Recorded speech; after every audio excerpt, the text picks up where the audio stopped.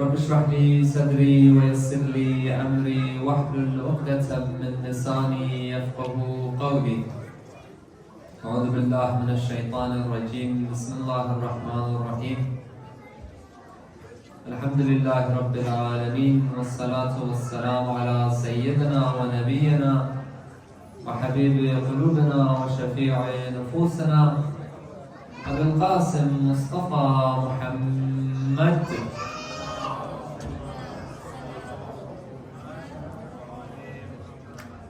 وعلى أهل بيته الطيبين الطاهرين المعصومين وأصحابه غر الميامين. الحمد لله الذي جعلنا من المتمسكين بولاية سيدي ومولاي علي بن أبي طالب. الحمد لله الذي هدانا لهذا وما كنا لنهتدي لولا أن هدانا الله.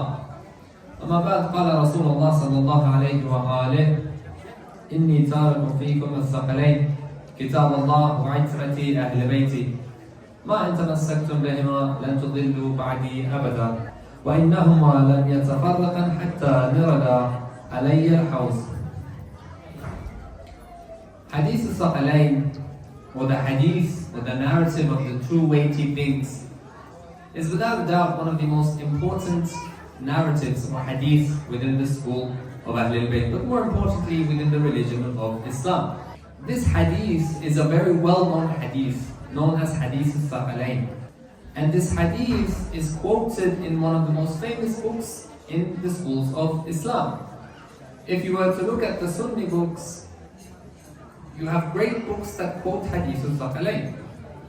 For example, you have Bukhari, Sahih al-Bukhari, which quotes Hadith al-Thaqalayn. You have Sahih al-Muslim, which quotes Hadith al-Thaqalayn. You have Mustadrak al-Sahihayn by the famous Al-Hakim, which quotes Hadith al-Thaqalayn.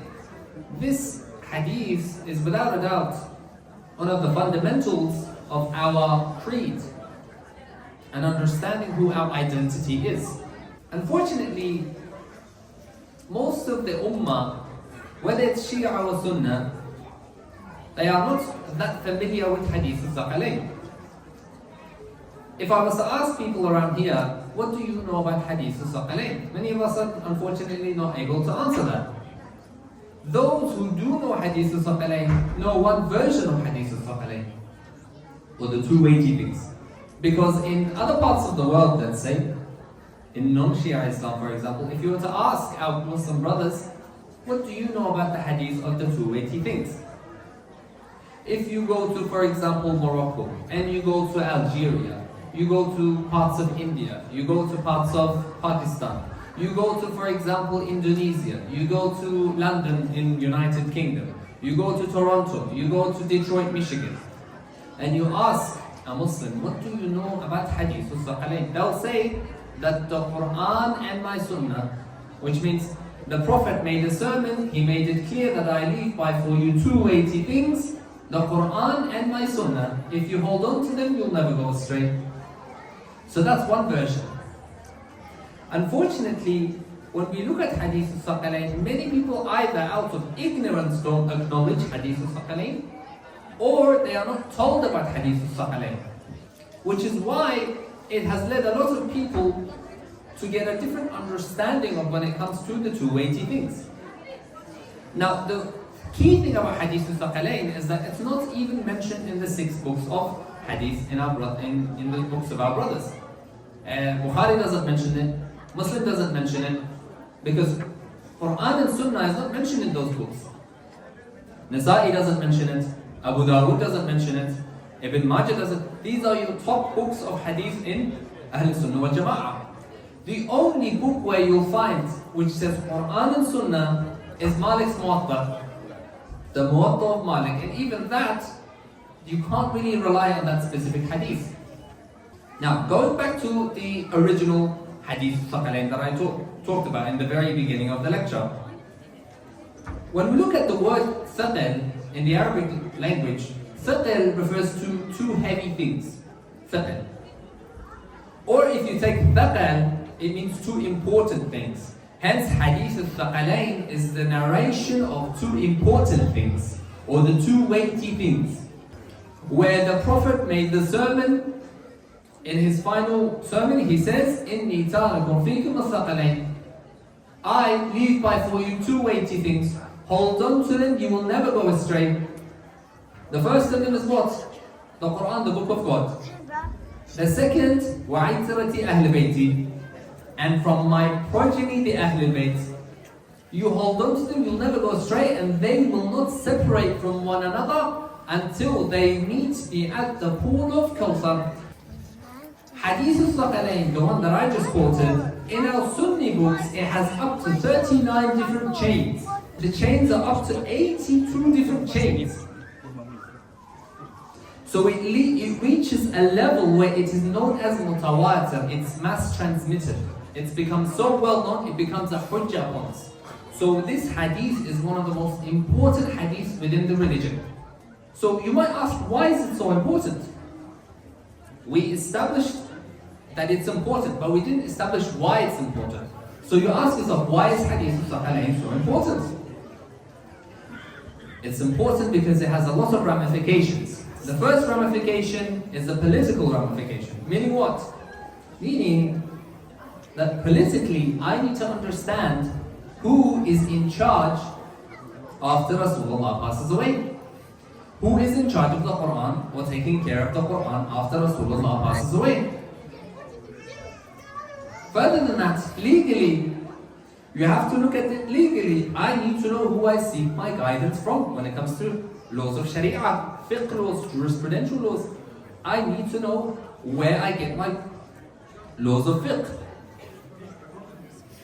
Further than that, even theological issues, it has theological ramifications as well. So we're going to briefly go into these ramifications throughout the lecture, inshallah. Now, we established the importance of this hadith, and we established why it's important.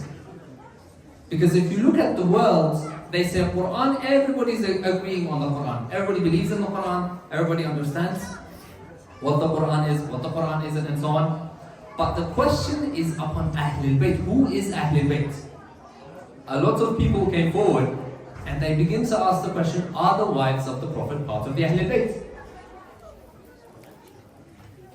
وَعِتْرَةِ أَهْلِ Kitab Allah وَعِتْرَةِ أَهْلِ Surah 33 verse 33 gives us a beautiful answer. It starts by talking about the wives.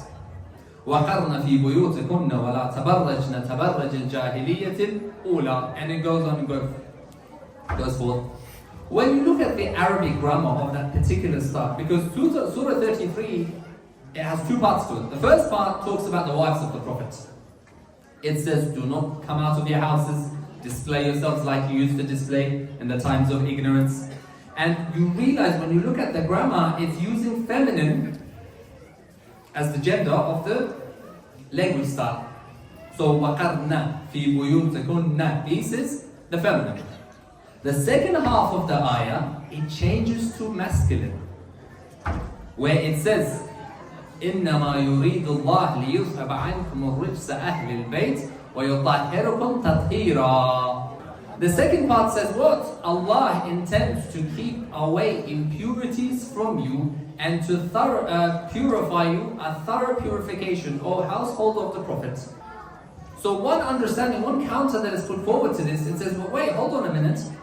If one ayah is talking about different things, then the plural, the masculine and the feminine are both used in it. And that's a valid point, it makes sense. So then you ask them, where was this ayah revealed? Surah 33, verse 33. When we look at the books of our brothers, when you look at Sahih Muslim and Tirmidhi, it mentions that this ayah was revealed in the house of Lady Fatima, and it's known as the famous hadith al-Kisar. The wives narrate this hadith. Aisha narrates this, Salama narrates this. Salama says that one day Rasulullah sallallahu alayhi wa alihi was in the house of his daughter Fatima. He brought a Yemeni cloak, known as hadith al-Kisar, the famous hadith, and he got his daughter Fatima to come underneath it with him. Then he got his two sons to accompany him, Hassan and Hussein. Finally he got Ali to accompany him. Then he made the famous dua, Ya Allah, these are my Ahlul Bayt. and keep away from them the impurities and thoroughfy them a thorough purification. Because some people will say, the wives are part of Ahlulbayt as well. So why aren't you following the wives, for example? Why is it strictly these 5? Salama in her narration, she asks that Prophet, Rasulullah, at that moment, she says, Ya Rasulullah, can I join you under the cloak? Can I be a part of Ahlul Bayt? The answer is an important answer. Because Rasulullah says, Salama, you are on good. Means you are good. But the Ahlul Bayt is strictly for these 5. Meaning what? Meaning you, linguistically, if you were to look at literally, linguistically, yes, the wives are part of Ahlul Bayt. But the specific verse where it talks about purification is only strictly these 5. Rasulullah, Ali, Fatima, Hassan, Hussein. Now, when we look at the translation of this ayah, you have to be very careful because there are different understandings and translations.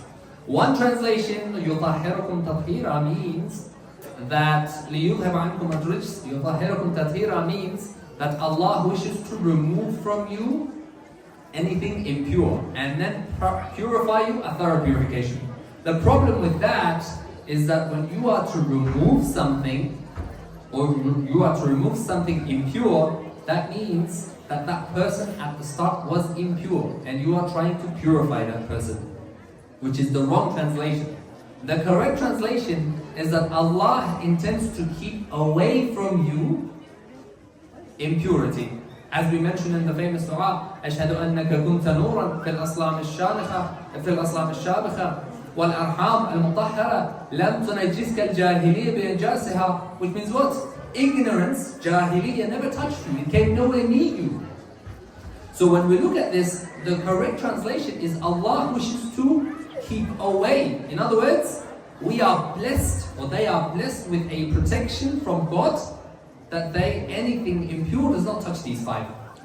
And I find it ironic because if it was part and included, wives of Rasulullah was included, then one of them at one point in history would have said that Ayatul Tathir, 33:33 was revealed about me.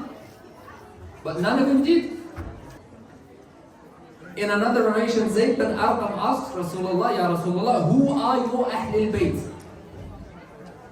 And Rasulullah answers him that Ahlul Bayt are those whom zakat is forbidden for.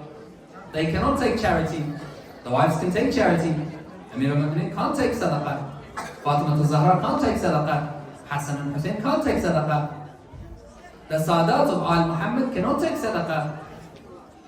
This is another distinction of who the Ahlul Bayt is.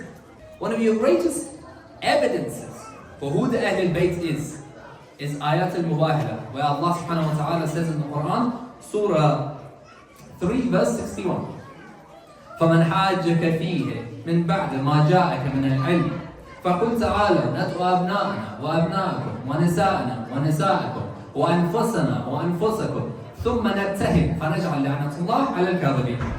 And when they come to you and the truth has been put forward to them, say to them, bring your children, we'll bring our children. Bring your women, we'll bring our women. Bring yourselves, and we'll bring ourselves. And we'll make a mubahala. We will ask Allah for a dua that whoever is the liar, Allah sends a curse upon the liars. This was Rasulullah talking with the Christians of Najran. In that event, the companions looked at that night. They could have easily said, we are part of Ahlul Bayt as well. And they're eager to know who is Muhammad taking as his representatives. The wives could have easily gone on that day. SubhanAllah, look at who comes with him on that day. As his children, he takes Hassan and Hussein. As his women, he takes Fatima al-Zahra.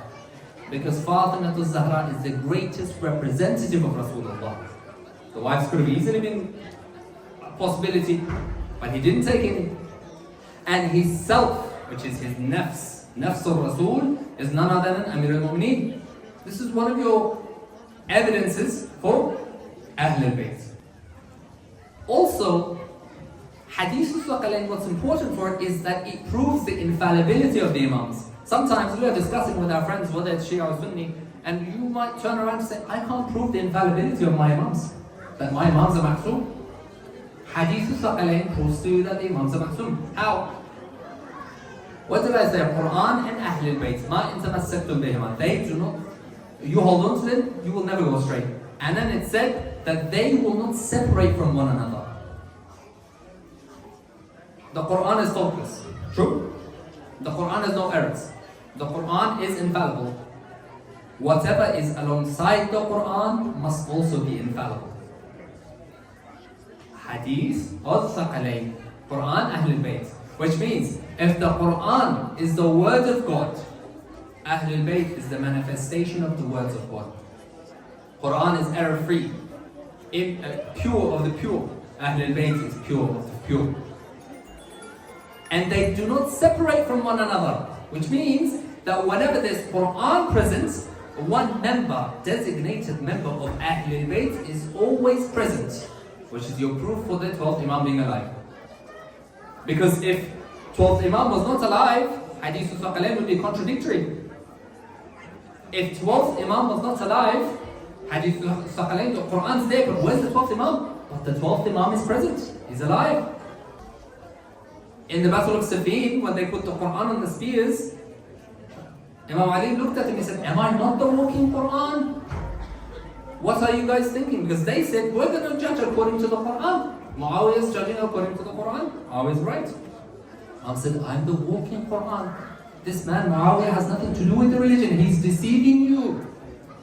So Quran and Ahlul Bayt, they never separate from one another.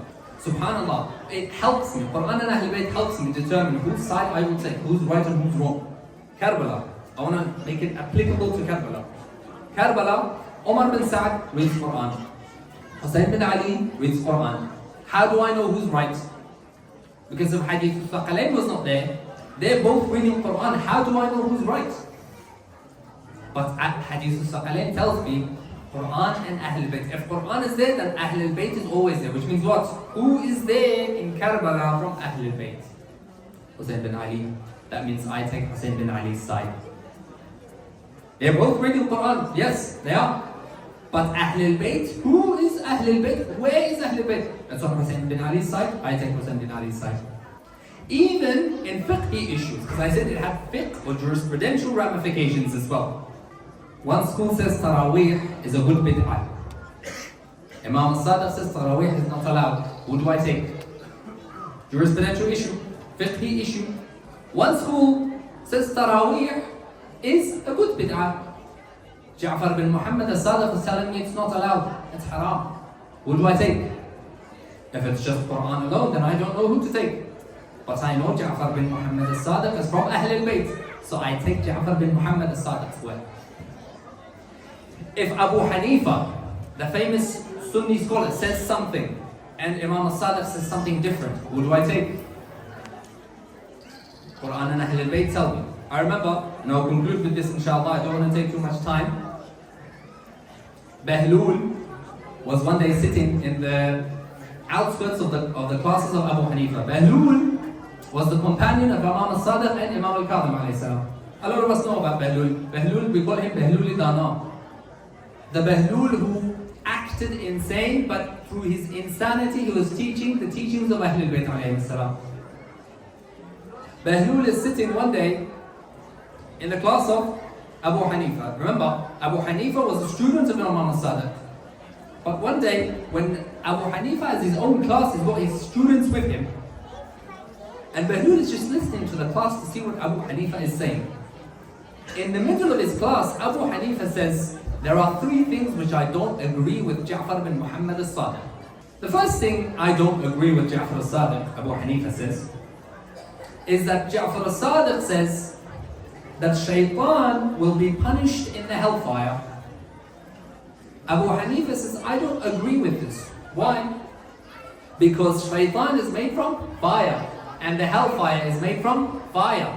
So how can fire burn fire? Valid point? Abu Hanifa says, I don't agree with Ja'far al-Sadiq. The second point why I don't agree with Ja'far al-Sadiq, he says, Ja'far al-Sadiq says we can never see Allah. But this is not correct. This is what Abu Hanifa is saying.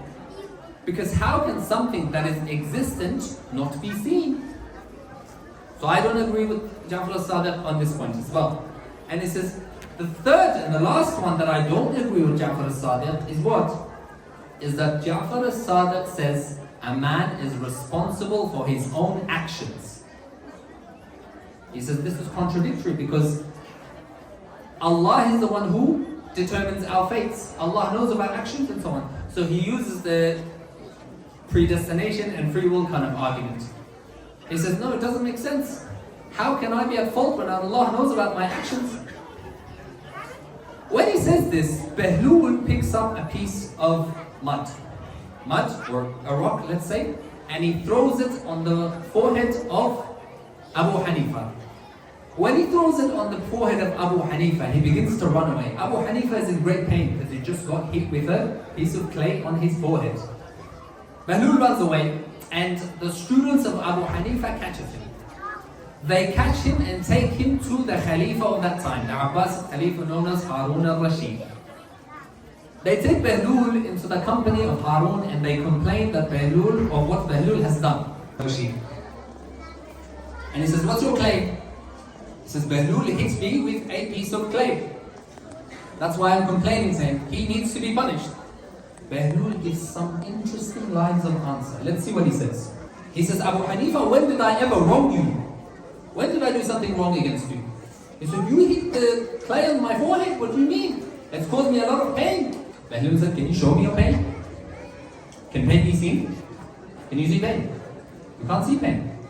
So he says, you criticize Ja'far bin Muhammad, saying that just because everything is present, it can be seen. Show me your pain then. Because according to you, you're saying everything that is existent must be seen. Okay, show me your pain. That means your pain, according to you, is non-existent. Further than that, you criticize Ja'far as-Sadiq, saying that the pain of your head is because the clay hit your head. And you criticize Ja'far bin Muhammad that shaitan can't go to hellfire. Why? Because fire can't burn fire. Listen carefully, fire can't burn fire. So he says, by that logic, human is created from clay. I hit you with clay. That means clay and clay should not hurt each other. So you should never even feel pain from the first place. Second point. Last point, he says, you said all acts are done by Allah. You said you criticized Ja'far as-Sadiq, saying that he is wrong when he says man is responsible for his actions. And you say that everything is done by Allah. So how can you at the end of the day criticize Bahlul when Allah is the one that ordained this? So the person who you should be complaining to is God, because God made me do this, not Bahlul. He gave such lines to Abu Hanifa, the great scholar, because he stood and he stuck with the Quran and Ahlulbayt. And I'll conclude with this, inshallah. We are proud to be the school who stood stuck with Quran and Ahlulbayt. We are proud our heroes stuck with Quran and Ahlulbayt, especially in Karbala. Hud bin Yazid al-Riyahi stuck with Quran and Ahlulbayt. Muslim bin Awsaja stood with Quran and Ahlulbayt. Abbas ibn Ali stood with Quran and Ahlulbayt. Habib ibn Madahir stood with Quran and Ahlulbayt. Anas ibn al-Harith stood with Quran. These companions stood with Quran and Ahlulbayt, and look how much they're remembered. Look how much they're revered. Every single year we come, we revere these companions of Imam Hussain alayhi salam. May Allah allow us to remain on the path of Ahlulbayt alayhi salam and never forget Hadith al-Saqalain with the barakah of Salli ala Muhammad wa ala Muhammad.